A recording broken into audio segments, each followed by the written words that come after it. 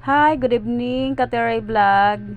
May ada po ako, igtutuddo, party puhan, pag-edithan kapkat. Didahan, di ba ang duluhan aton kapkat, may adahiyan nakabutang nga watermark.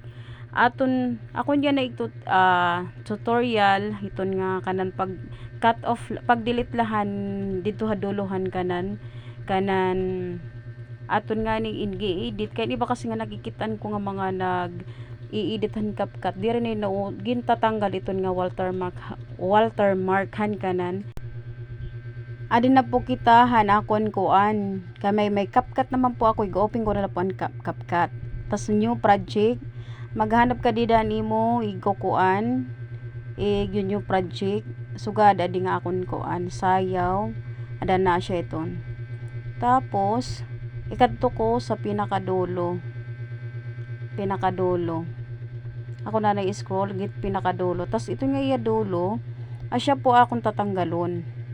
adto na natanggal na diba tapos may ada po liwat kung karag nimo ibanan an kuan halaba kay pwede mo i-split yan split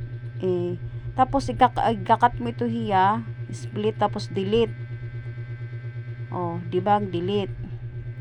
ngan ada na naibanan na hiya tas kita umlat otro kunang kuan niya doro adapan kapkat delete mo na liwat hiya tapos export na hulaton mo hiya ngadto nga mag 100% and export naman hiya 100% ayo ana off aniya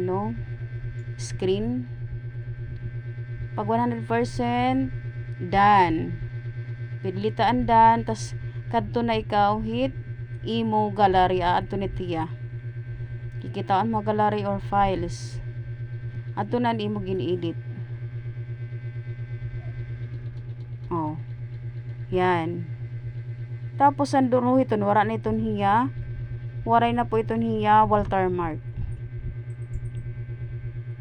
asya po ito kailangan tanggalon ang watermark. Thank you for watching.